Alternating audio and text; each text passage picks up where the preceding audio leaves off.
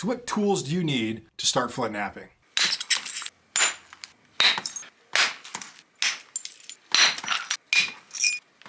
It's one of those questions I get frequently, and I like to express to folks most of the tools you need are free. They're already in the landscape, in that traditional flint knapping form. If you want to go down that copper realm, well, you're gonna have to buy those online, as well as you can make those yourselves. But to start flint knapping, you need very little. You need some of the most basic tools that you could possibly imagine to start producing some arrow points, knives, scrapers, burns, you name it. You need very little to get that ball rolling. And don't get me wrong, there's a lot of retailers out there that sell flint knapping kits. I sell one as well. I sell a primitive flint knapping kit and a primitive arrow making kit at my site, donnydust.com. And it's very basic. But that's all you need. You don't need a lot to make stone tools. So what you see here are pretty much the materials that are associated with primitive flint knapping. Starting at the bottom, we got a lot of hand pads. Hand pads are essential. Hand pads are specific to pressure flaking. When you are pressure flaking stone in your hand, you're protecting your hand from any, little micro flakes that could pop off, potentially cut your hand. Hand pads can be thick, they can be small, they can be a single piece of leather that's just bound up and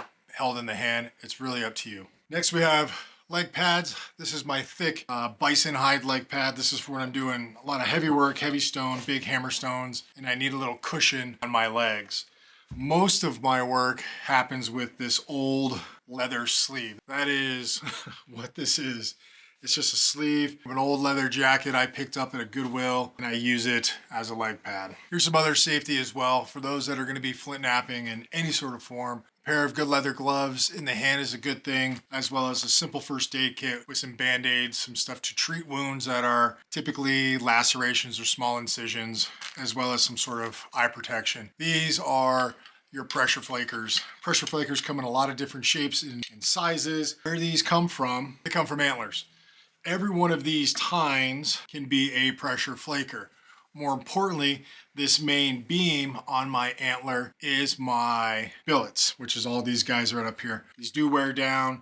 I will use a braider to sharpen all these tines. It just gives me a little bit more maintenance and extends the longevity of these. For billets, I like to use a lot of moose. Moose are my heavy billets. These are based off of the overall mass as well as that billet head. These billets right here are all whitetail and mule deer. These give me a snap. That's what I'm looking for in any one of these billets. They all have a little curve to them, various heads, various shapes and sizes. Piece of elk. This just gives me more of a punch into the platform and then a rip down. But all these different billets have different heads on them. They're all shaped in different ways to give me a different kind of return as well as a grasp on that platform when I'm looking to throw flakes. Bottom line, an Antler is your best option to get a good billet and a couple different flakers, as well as some small little notchers from that main brow tine.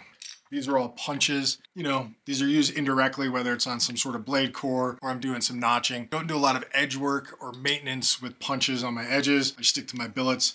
But punches are a good little option to have if you're going into that primitive realm. Notchers, these are bone tip notchers, and this is kind of a split face notcher where it's just flat. Now I do use my pressure flakers as notchers as well, but these are a little bit more specific for the notching I might be looking to do. When we move up here, I've got a variety of hammerstones. These are hammerstones and these are hammerstones. These guys are heavy, they got a lot of mass. This is the one I call the cannonball. This is when I'm doing big spalls, looking to pull off big flakes, turn into future projects, and you can see they all kind of go down in size. This is more egg-shaped. This one's been chewed up on both my ends, but this is an egg shape. It's me something to kind of hold in the hand. This is 1, 2, 3, 4, 5, 6. I probably have about 40 different hammerstones that I use, but these are kind of the main ones. Then it brings me up to my flat hammerstones. All of these are relatively flat. This gives me the ability to slap a platform and throw off some flakes. I can abrade with these, and they all have a different coarseness to them. So when you're looking for hammerstones, you can't go wrong with 1 or 2 just to pop flakes off. Nothing wrong with it.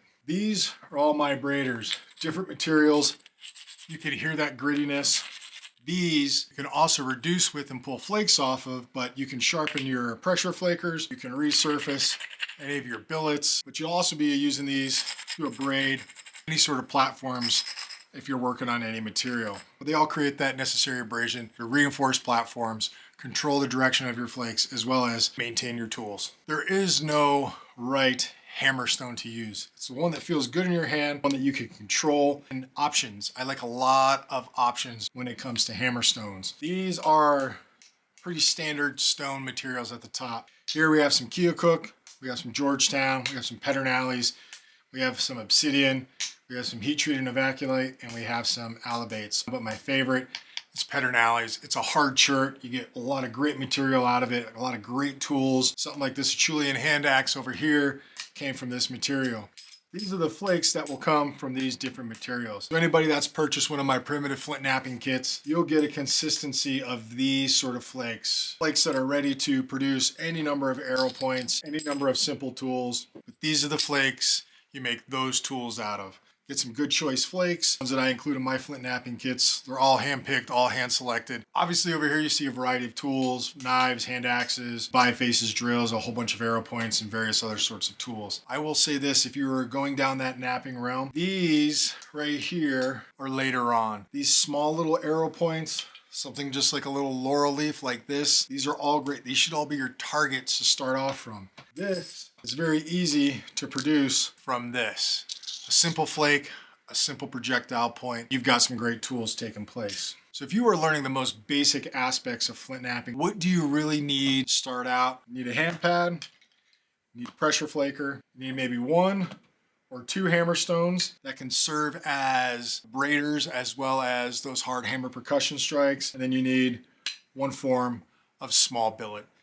These tools right here, a billet, a pressure flaker, 2 hammerstones, some sort of hand pad, whether it's rolled, whether it's flat. This is all you need to go forward to make these over here. All of these tools and the stuff that's behind me that's not even visible come in time. Just start with 1 billet, 1 small billet, 1 pressure flaker, 1 or 2 hammerstones, and a hand pad. Any classes that I teach, whether it's online or in person, if you want to experience copper, there's nothing wrong with it. And it's not a bad starter option to start exploring. I have a lot of copper billets that I use in those classes so people can understand the same fundamentals of flint knapping, the macro sense, and then narrow it down in kind of that primitive sense. Pretty much everything on that table can come from the natural environment. Your biggest expenses come from purchasing stone. Learn to collect your own, learn to experiment with stuff like beer bottles, glass candle holders, different tiles, different materials. A lot of that stuff is out there. Well, in the primitive sense, all you really need is one of these, an antler, and a couple of these,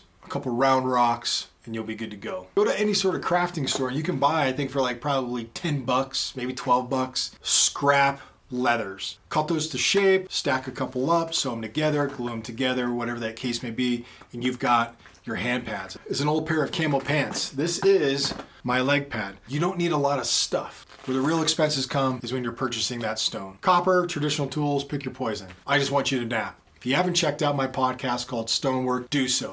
It's a podcast dedicated to flint knapping, stone tools, artifacts, archaeology, primitive skills. Learn a little bit more about this stone tools world and that stone tool culture that really connects every single human being on this planet. All right, that is all I got. Remember this, it's tools, not trophies. We'll see you in the bush.